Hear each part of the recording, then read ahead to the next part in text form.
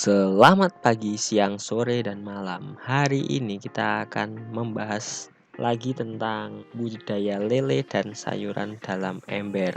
Kali ini kita akan membahas tentang tata cara perawatan budidaya lele dan sayuran dalam ember hingga memasuki masa panen. Langsung saja ke inti pembahasannya. Dalam sistem budidaya ini sebenarnya perawatannya sangat mudah ya. Untuk lelenya sendiri kita bisa memberikan pakan sehari 2 sampai 4 kali, disesuaikan dengan jumlah pakan yang kita berikan, dan juga ukuran peletnya itu disesuaikan dengan ukuran lele yang ada di budidaya kita. Misal lelenya masih kecil ya, kita sesuaikan menggunakan pelet yang masih kecil, dan ketika lele sudah masuki usia yang lebih dewasa lagi, kita sesuaikan dengan pelet yang lebih besar lagi. Tapi pakannya tidak harus melulu pelet. Kalau saya sendiri menggunakan ampas tahu juga sebagai pakan alternatifnya. Pemberian pakan pada lelenya juga jangan terlalu banyak, karena jika terlalu banyak itu akan memperbanyak amonia yang ada di dalam ember tersebut, sehingga menimbulkan penyakit kepada lelenya dan lele pertumbuhannya kurang maksimal dan bisa berkemungkinan untuk mati.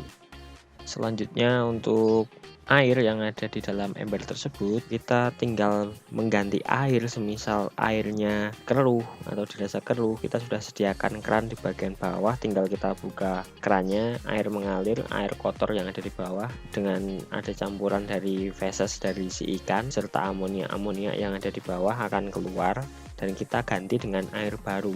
Usahakan air yang baru itu dari air sumur ya, jangan menggunakan air keran, tapi ini diusahakan saja, alangkah lebih baiknya seperti itu. Selanjutnya, untuk sayuran yang ada pada budidaya tersebut, kita melakukan perawatannya dengan memberikan cairan probiotik di awal saat masa penanaman. Kita bisa memberikan sedikit cairan probiotik kepada air yang ada di dalam ember untuk memacu pertumbuhan si tanaman atau sayuran yang kita tanam di bagian pinggir ember tersebut, sehingga tumbuh kembangnya bisa menjadi lebih maksimal lagi.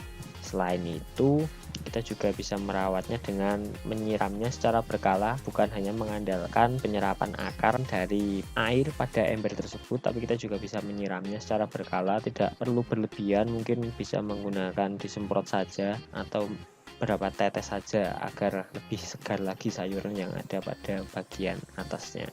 Yang berikutnya adalah pemberian cahaya matahari kepada sistem budidaya lele dan sayuran di dalam ember tersebut. Pemberian cahaya sinar matahari ini berguna untuk melangsungkan metabolisme yang terjadi pada baik hewan maupun tumbuhan yang ada pada budidaya tersebut. Apalagi bagi tumbuhan yang terkena sinar matahari akan lebih cepat untuk berfotosintesis, sehingga pertumbuhannya juga semakin lebih cepat daripada tumbuhan atau sayuran yang tidak terkena cahaya matahari. Dan yang terakhir adalah pensortiran dari lele ataupun tumbuhan yang ada pada budidaya ini. Jadi untuk lelenya sendiri, apabila di dalam satu ember itu terdapat berbagai macam ukuran lele, biasanya itu ada yang berukuran atau yang pertumbuhannya itu lebih cepat daripada yang lain sehingga berukuran lebih besar daripada yang lain, dan ada juga yang pertumbuhannya lebih lambat daripada yang lain sehingga ukurannya lebih kecil.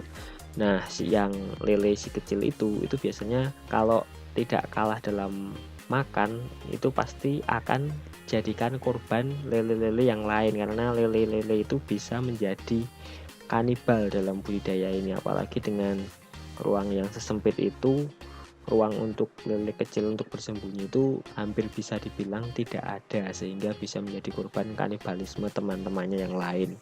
Jadi secara berkala, misal 1 bulan sekali atau 3 minggu sekali itu dilakukan pensortiran. Jadi dipisah antara lele yang berukuran besar itu digabungkan dengan lele-lele yang berukuran besar, sedangkan yang kecil juga dipisah dan digabungkan dengan lele-lele yang berukuran kecil, sehingga pakannya itu bisa lebih tersampaikan kepada lele-lele tersebut dan pertumbuhannya juga bisa diperbaiki atau lebih bisa dioptimalkan.